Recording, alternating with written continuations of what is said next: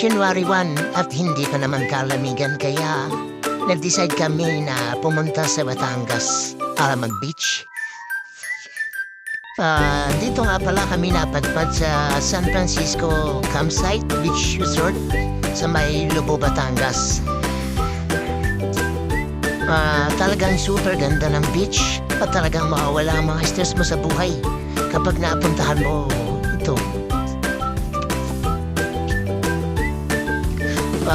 Car camping nga pala ang ganitong setup.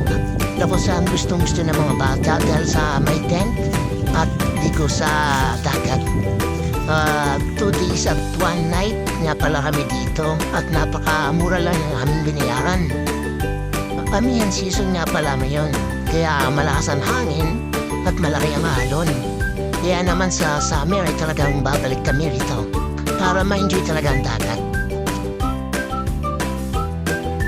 May malinis silang lababo dito na pwede niyong paghugasan ng mga plato at kung ano pa. Super linis din ang kanilang CR dito. Hiwalay ang lalaki sa babae, malakas ang pressure ng tubig at parang may nilag din ang tubig. Kung trip nyo naman mag-cottage, meron din sila na may aircon.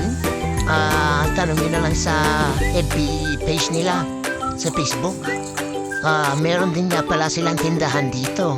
Sariling tindahan nila na mukha namang kompleto sa lahat. Sobrang tubig, alak at kung ano pa.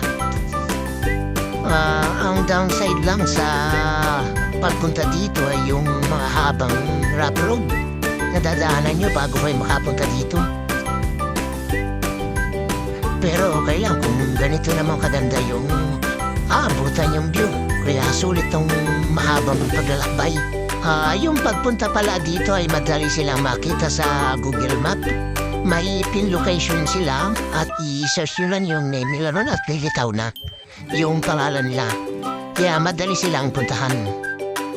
Search nyo na lang po yung FB page nila sa Facebook para sa booking o iba pang katanungan. Yun lang po at maraming salamat sa panonood.